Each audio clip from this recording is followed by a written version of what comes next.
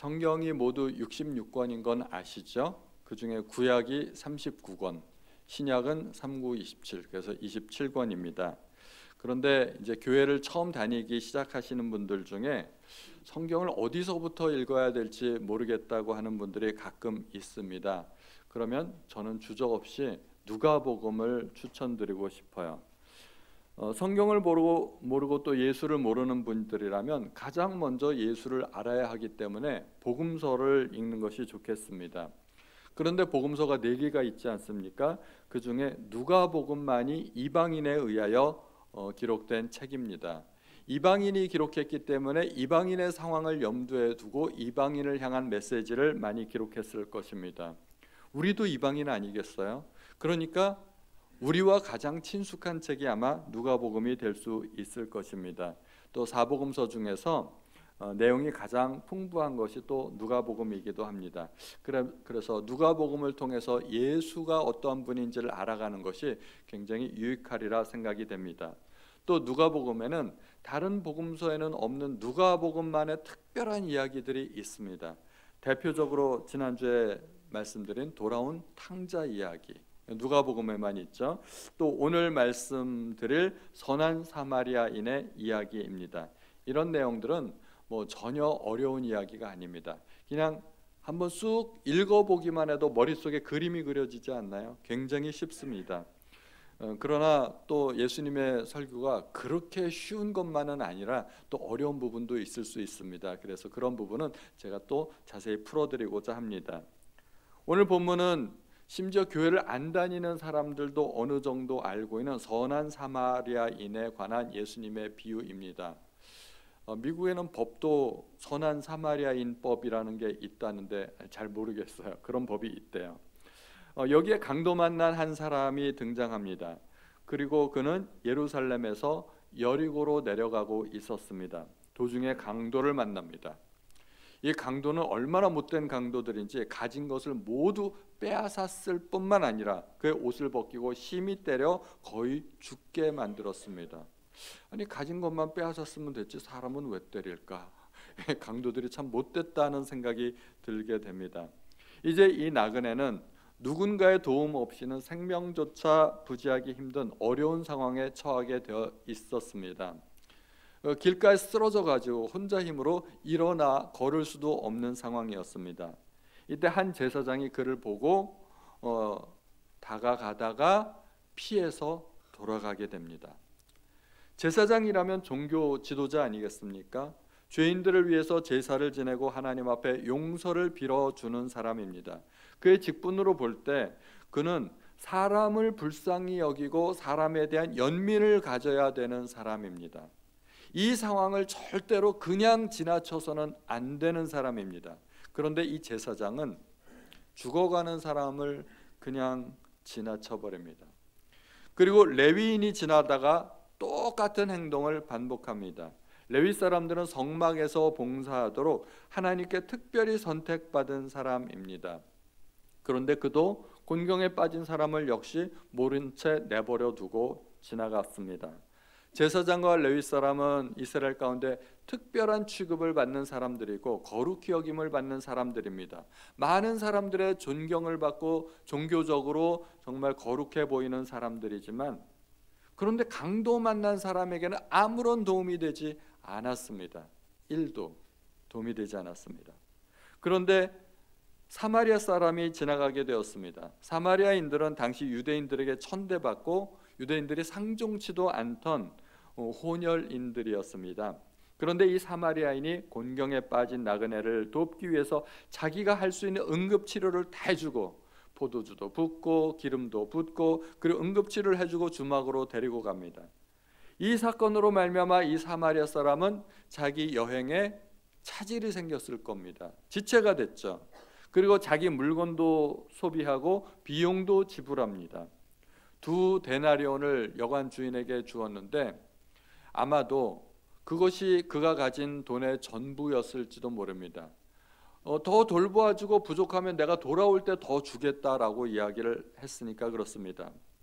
비록 남들에게 인정받지 못하고 유대인들에게 천대받는 사람이었지만 이 죽어가는 사람이 목숨을 구할 수 있었던 것은 바로 이 사마리아 사람 때문이었다는 것입니다. 주님은 이 비유를 말씀하시고 끝에 가서 가서 너도 이와 같이 하라 말씀하십니다.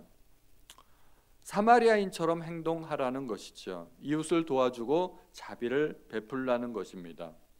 우리는 왜 교회 다닐까요? 우리는 왜 예수를 믿을까요? 가장 근본적인 이유가 있습니다. 예수 믿고 천국 가려고, 예수 믿고 구원받으려고. 그것뿐이겠어요? 예수 믿고 복 받으려고, 예수 믿고 사업도 잘 되고, 예수 믿고 자녀들도 잘 되고, 만사 형통하고. 얼마나 좋습니까? 다 좋습니다. 맞습니다. 그 말이 틀린 말은 아니지만 그것만 이야기하면 그것은 기독교가 아닙니다. 우리가 신앙생활을 한다는 것은 훨씬 더 심오한 의미가 있습니다. 주님의 말씀은 우리가 주님을 본받아야 하고 우리도 누군가의 이웃이 되어 주어야 한다는 것입니다. 우리도 주님 가신 그 길을 똑같이 걸어가야 하는 것이죠. 우리가 주님께 은혜 받은 것으로 만족하지 말고 내가 받은 그 은혜를 누군가에게 또 나누어 주어야 한다는 것입니다. 우리 주변에도 고통받고 힘들어하는 사람들이 얼마나 많이 있습니까? 헐벗고 굶주린 사람들이 있고 노숙자들이 있습니다. 절대 빈곤에 허덕이는 사람들이 있고 장애인들이 있습니다. 미혼모와 고아들이 있습니다. 그리고 오갈 곳 없는 노인들이 있고, 그리고 우리는 이 사람들을 돌보고 구제해야 될 책임이 있습니다. 정부에서도 당연히 하지만 이런 일들에 앞장서서 발벗고 나서야 할 사람들은 그리스도인들이고 바로 교회입니다. 우리가 하나님을 섬긴다 하면서 곤경에 빠진 이웃을 모른 채 한다면 우리는 사마리아인보다 못한 제사장이나 레위인들이 되고 말 것입니다. 우리가 하나님을 믿는다 하지만 불신자보다 못한 사람들도 될 수 있다는 것입니다. 그러므로 우리에게는 이런 어려운 이웃과 함께하고 그들을 돕고 그들의 이웃이 되어줄 책임이 있습니다. 우리는 그러한 이웃을 늘 가슴에 품고 살아야 하는 것이죠. 우리 청년부에서 굉장히 좋은 일을 시작했습니다. 영락원에 가서 봉사활동을 하기 시작했다는데요. 오늘도 갑니다. 저는 그런 일들이 너무나 좋게 보입니다. 교회가 당연히 그런 일들을 해야 됩니다. 꼭 돈으로 구제하는 것뿐만 아니라 가서 청소도 해주고 필요한 일에 있으면 우리가 노동도 해주고 그런 봉사활동을 해야 되는 것이죠. 우리 교회는 그런 일을 감당하기를 바랍니다. 여기까지가 설교의 끝입니다. 그리고 두 번째 설교가 또 있습니다. 기뻐하지 마십시오. 두 번째 설교는 이 비유의 또 다른 숨겨진 의미를 한번 우리가 밝혀보고자 하는 것입니다. 왜 예수님께서는 이 비유를 말씀하셨을까 하는 것입니다. 이 비유를 말씀하시게 된 배경과 동기가 있지 않겠습니까? 그 동기를 알게 되면 이 비유를 조금 더 다른 각도로 우리가 바라볼 수 있게 됩니다. 처음에 한 율법 교사가 예수님께 질문을 합니다. 선생님, 내가 무엇을 하여야 영생을 얻으리까? 이 율법 교사의 관심은 영생에 있었다는 것입니다. 그러므로 처음부터 끝까지 율법 교사와 예수님의 대화의 주제는 영생입니다. 이것을 우리가 놓치지 말아야 됩니다. 율법 교사의 질문에 예수님께서는 율법에 관한 말씀을 해주십니다. 율법에 무엇이라 기록되어 있으며 네가 어떻게 읽느냐? 율법에 해답이 나와 있다는 것입니다. 그래서 율법 교사가 워낙 율법을 잘 알지 않겠어요? 내 마음을 다하며 목숨을 다하며 힘을 다하며 뜻을 다하여 주 너의 하나님을 사랑하고 또한 내 이웃을 내 몸과 같이 사랑하라 하였나이다. 아주 똑부러지는 대답이었습니다. 그렇게 하나님 사랑과 이웃 사랑을 이야기합니다. 이게 율법의 핵심이죠. 율법을 총정리하면 딱 두 가지입니다. 하나님 사랑, 이웃 사랑. 그리고 예수님은 내 대답이 옳도다, 이를 행하라, 그러면 살리라. 이것이 일단락입니다. 율법 교사는 질문을 했고 예수님은 대답을 해주었죠. 그러면 여기서 대화가 끝났어야 됩니다. 선한 사마리아인의 비유가 나와야 할 이유가 없는 것입니다. 여기서 끝나니까. 그런데 율법 교사는 여기서 끝내지를 않습니다. 또 질문을 하게 됩니다. 그리고 예수님이 그 질문에 대한 답을 주시는 것이죠. 율법 교사가 계속해서 질문하는 게 그러면 내 이웃이 누구입니까? 질문을 합니다. 율법 교사는 왜 이런 질문을 했을까요? 몰라서 궁금해서 하는 질문이 아닙니다. 자기를 옳게 보이려고 하는 질문이었습니다. 예수님께서 그 의도를 몰랐겠습니까? 다 알고 계시는 것이죠. 이 율법 교사의 의도는 자신이 이웃이라고 여기는 모든 사람들을 충분히 사랑했다고 이야기하고 싶었던 것입니다. 나는 십계명에 살인도 안 하고 도둑질도 안 하고 간음도 안 하고 이웃의 것을 탐내지도 않고 내가 율법을 다 지켰습니다. 그러면서 나는 거기다가 구제도 했습니다. 뭐 이런 말들을 하고 싶었던 것 아니겠습니까? 자기는 할 만큼 했고 자기는 옳은 사람이라는 것입니다. 자기의 의를 드러내고 싶었던 것입니다.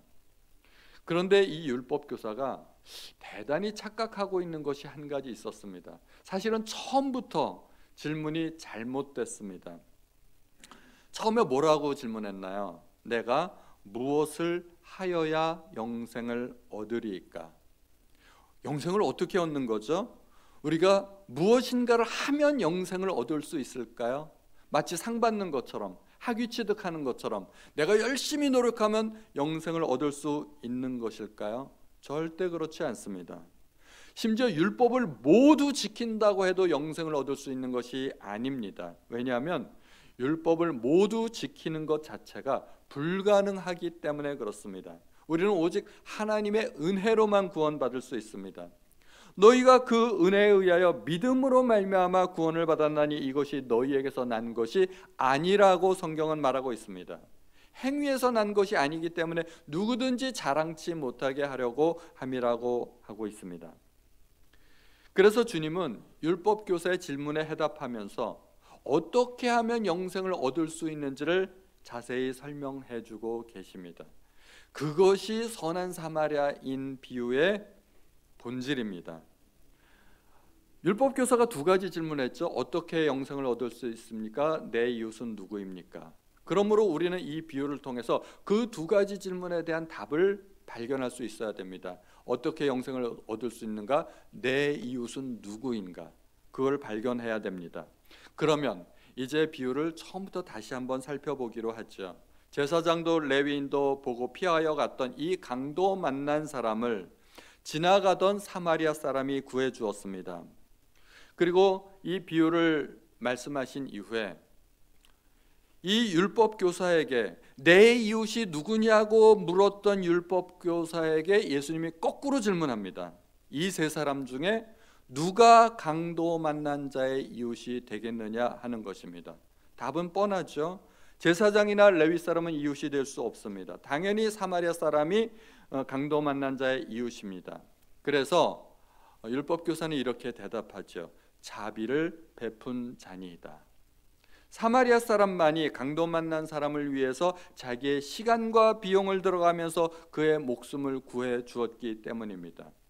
자, 이웃은 어떤 사람인가? 여기에서 우리는 이웃의 정의를 내려볼 수 있습니다. 이웃은 자비를 베푼 사람입니다. 율법 교사가 자기 입으로 그렇게 말하지 않았습니까? 이웃이란 자비를 베풀어 목숨을 구해준 사람입니다. 그가 이웃입니다. 이웃은 자기의 것을 희생하면서 곤란한 사람을 도와주는 사람입니다.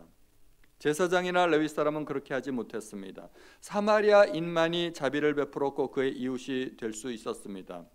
그런데 이 이야기를 율법 교사에게 적용해 보자는 말이죠. 율법 교사의 이웃은 누구입니까?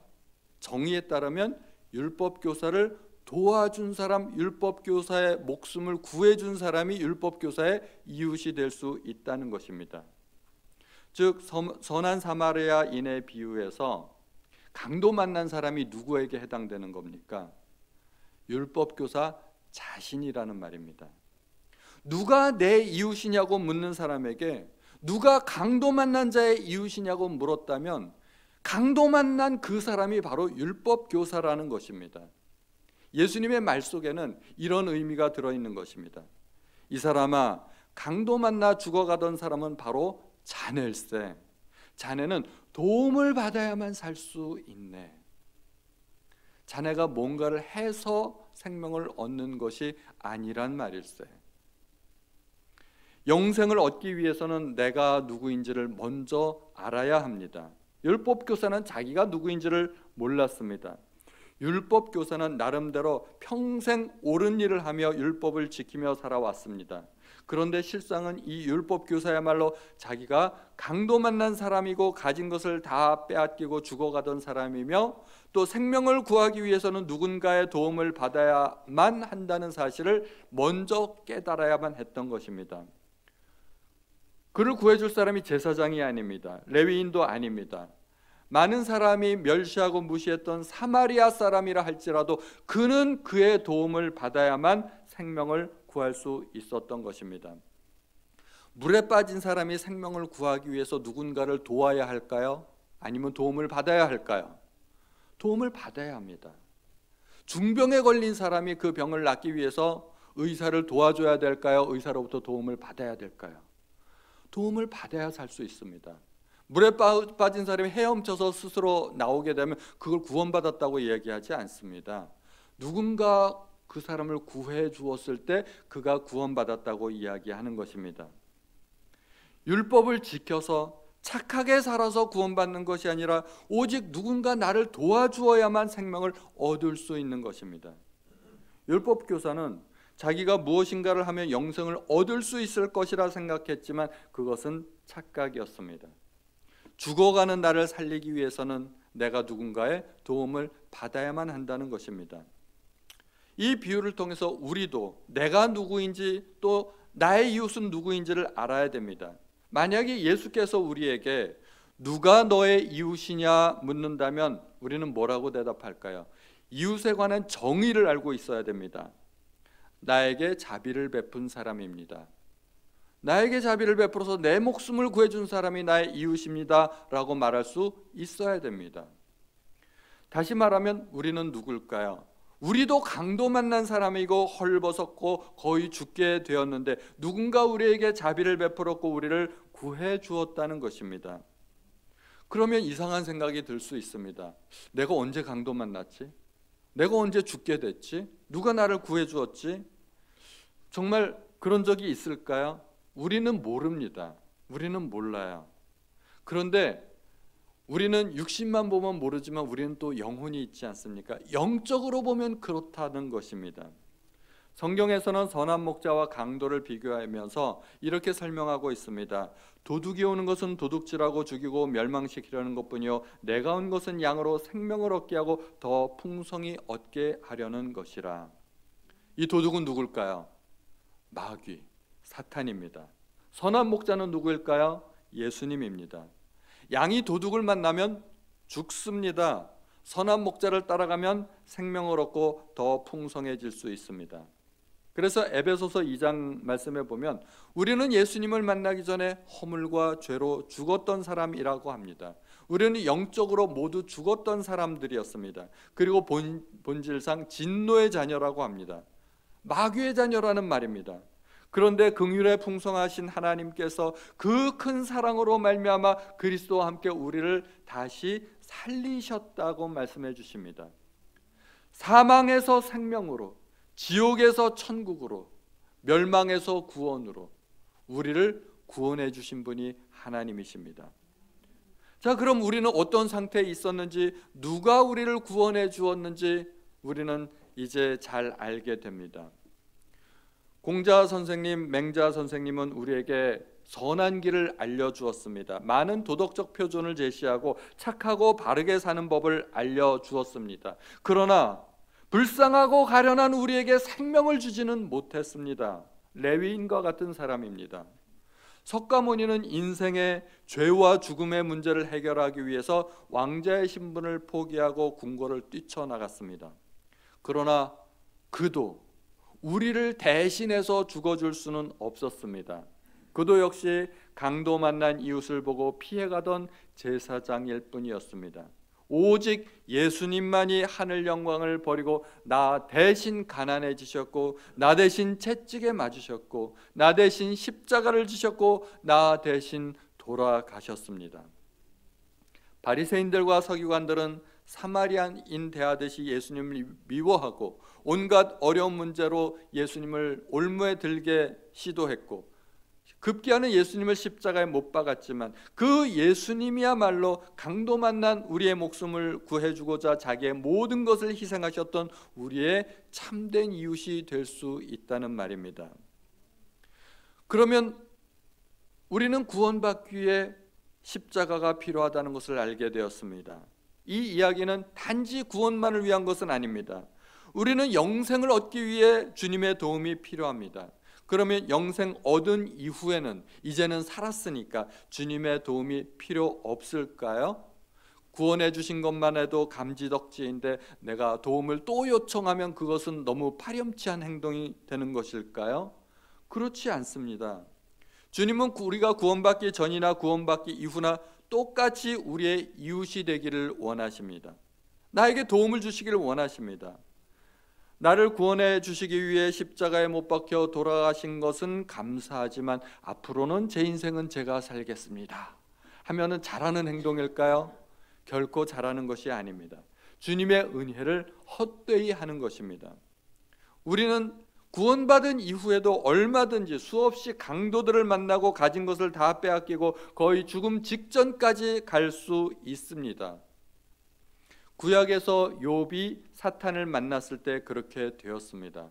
마귀를 만나면 그렇게 됩니다. 마귀를 만나면 우리의 인생이 파탄납니다. 마귀는 사람을 통해서도 역사하고 나의 경제적인 상황을 어렵게도 하고 좌절케 하고 낭만케 하고 우리가 구원받았다고 해서 마귀로부터 절대로 자유로운 것이 아닙니다.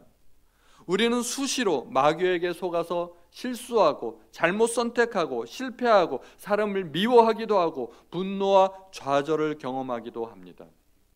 그 속에서 우리는 허우적거리면서 헤어나오질 못합니다. 그때 누구의 도움을 받으시겠습니까? 내 힘과 내 능력으로 세상을 살아가겠다는 것은 천부당 만부당한 일입니다. 우리는 그럴 능력이 없습니다.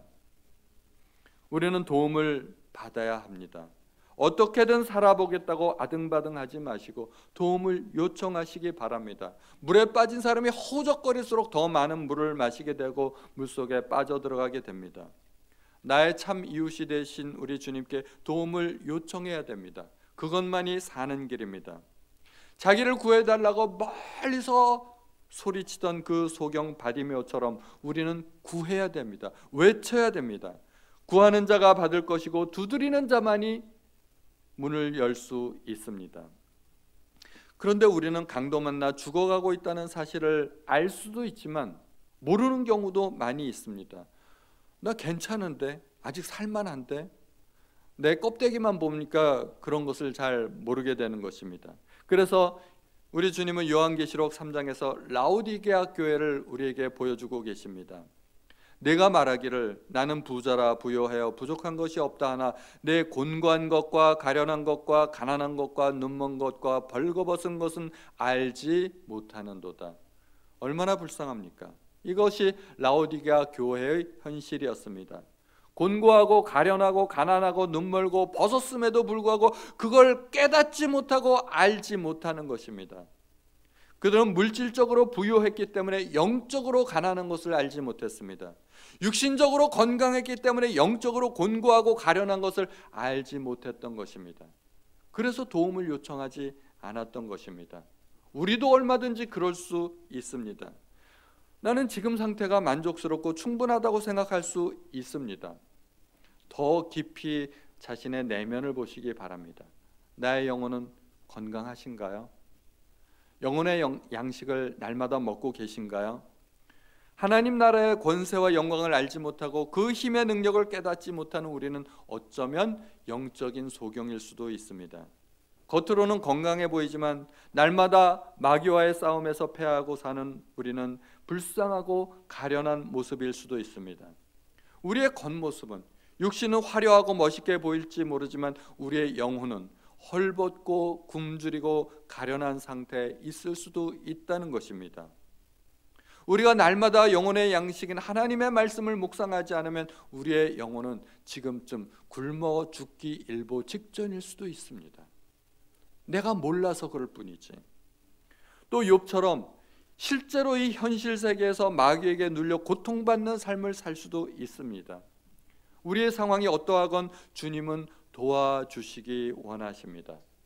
주님은 선한 목자이고 양을 위하여 목숨까지 버리신 분이십니다. 지치고 힘든 영혼에게 내게 오라 내가 너를 쉬게 하리라 말씀하셨습니다. 또 필요한 것이 있으면 구하라고 말씀하십니다. 내게 오는 자는 목마르지 않을 것이라고 말씀하십니다. 왜 주님께 가지 않겠습니까? 십자가 보혈은 우리가 영생을 얻기 위해서도 반드시 필요한 것이지만 구원받고 나서는 전혀 필요 없는 것이 아닙니다. 우리는 이 세상을 살아가면서도 날마다 십자가 보혈의 능력이 필요합니다. 우리가 주님의 도우심을 받아야 하는 이유는 나의 어려운 상황 때문이기도 하지만 또 다른 의미가 있습니다. 내가 먼저 도움을 받아야 나도 남을 도울 수 있는 사람이 되기 때문입니다. 내가 은혜를 받아야 나도 남에게 은혜를 끼칠 수 있는 사람이 됩니다. 하나님의 사랑과 은혜가 나에게 넘쳐날 때 그것이 흘러서 이웃에게 갈 수 있는 것입니다.